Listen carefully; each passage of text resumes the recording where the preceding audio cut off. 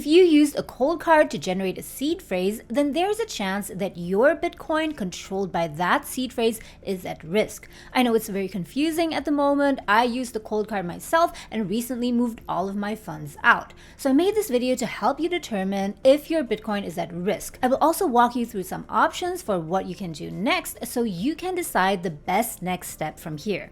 Now here's what happened in a nutshell. On July 30th, ColdCard, the company that created ColdCard, disclosed that certain firmware versions generated wallet seed phrases with far less genuine randomness than they were supposed to. Funds started getting drained almost immediately. As of August 7, Galaxy Research confirmed at least $111 million in Bitcoin stolen, and the number will likely exceed $130 million once they finish verifying more coins. That would be around 2,000 Bitcoin. And if you're wondering whether a passphrase changed anything, yes, it helps, but it doesn't create 100% security either. More on that in a minute. So let's break down the core problem. Your seed phrase is what lets you control your Bitcoin. If anyone else knows your seed phrase, then they can control your Bitcoin and move it out of your wallet. The beauty of a seed phrase is that if it is created properly, they are so random that it is impossible for anyone to guess. It would be like trying to guess a single atom in the universe. This is called entropy, the amount of randomness behind that number, which is the entire foundation of a secure wallet. Now here's what happened with the cold card. Done right, ColdCard was supposed to pull its randomness from its hardware chip using what's called a TRNG or True Random Number Generator. That would have created an unpredictable or unguessable seed, and your wallet would have been secure. However, a firmware bug, to simplify it, and I'm not going to go into the details of how it got there, caused it to quietly fall back to a weaker software, resulting in much lower entropy or randomness that was actually needed. The minimum amount of entropy required for a seed phrase is 128 bits, ideally 256 bits. But seed phrases created on cold cards affected created only around 40 bits of entropy on the ColdCard MK2 and MK3, and about 72 bits on MK4, MK5, and the ColdCard Q. These are only estimates, by the way, but in any case, much lower than the 128 to 256 bits required. ColdCard has released firmware fixes that solve this issue, but it doesn't mean that you can just update your firmware and be fine. Updating to the fixed firmware only protects seeds created after the update, and it does not repair a seed that already exists, one you created on a faulty firmware before the fix.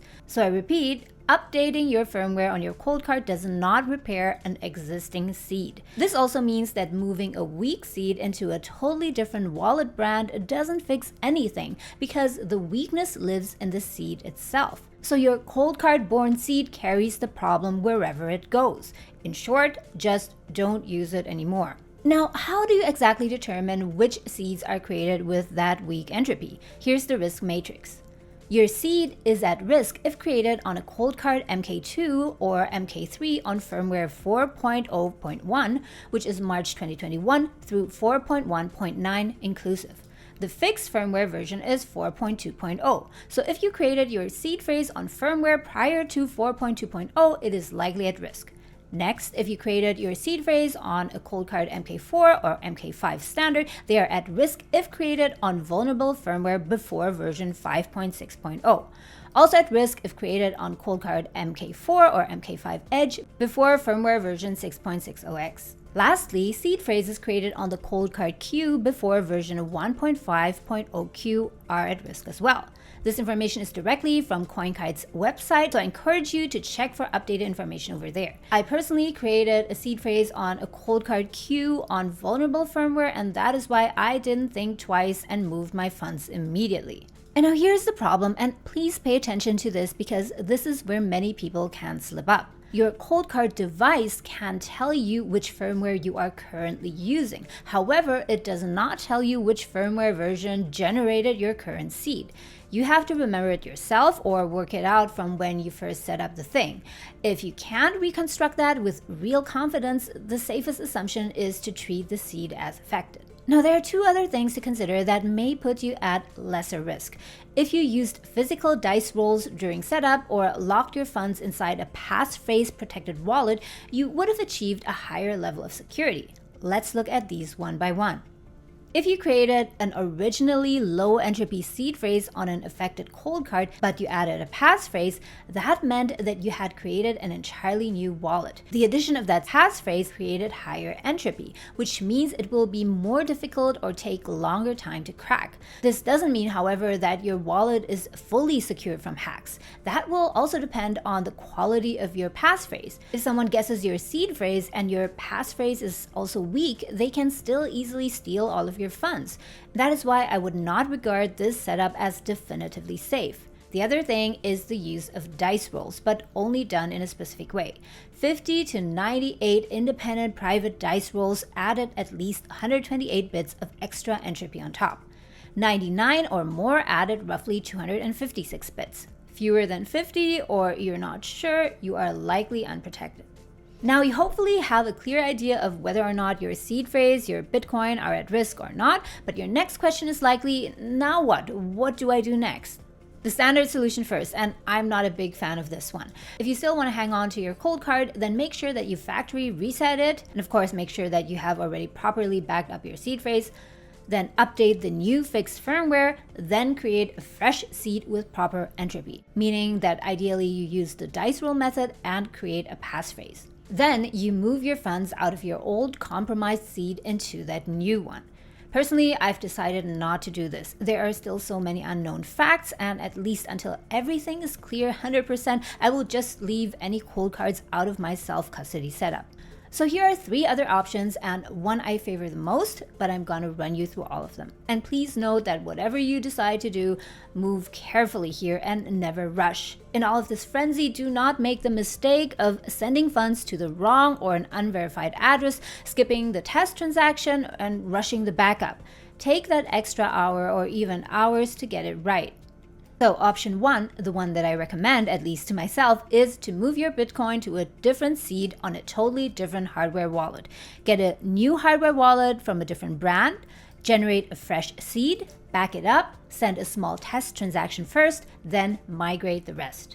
Option 2, something that many people online recommend but I don't really like, is to move your funds to a temporary hot wallet or software wallet. I would consider this as a super short-term option at best in case you do not have any other hardware wallet available. The risk is loss from exposure that comes from the wallet being connected to the internet. So you will have to compare that possibility against the very real and high risk of having your funds attached to a vulnerable seed phrase. Lastly, option 3 is to temporarily move your Bitcoin to or back to an exchange. I'm also not a big fan of this option, so it's at best a temporary one to use for a couple of days until you get your new hardware set up right. With this option, you're trading seed generation risk for counterparty risk. You're now trusting that exchange to hold your Bitcoin safely. So of these 3, only option 1 is the real fix in my opinion. The other 2 are just places to temporarily park your funds until you get that set up. Now, whatever you decide to do, even if you self-custody, keep in mind that there is no such thing as 100% safety.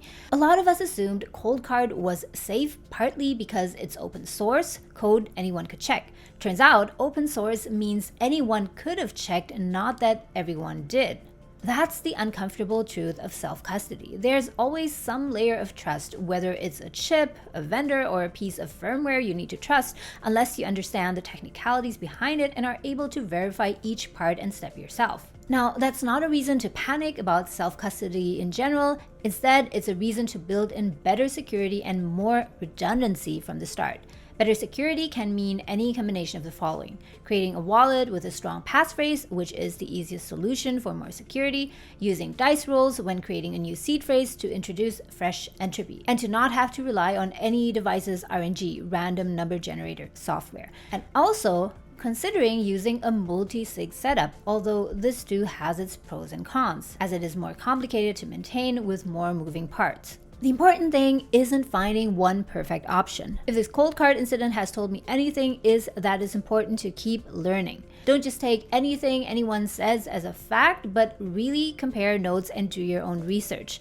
Also, do not put all of your Bitcoin in one basket, but instead diversify and spread your holdings across more than one hardware vendor so that one single company's mistake will not put all of your Bitcoin at risk. Now guys, let me know if this video helped you clarify things and helped you figure out where you stand. I'll be doing more videos on Bitcoin, also on how to self-custody Bitcoin, so if that's useful to you, subscribe so you don't miss them.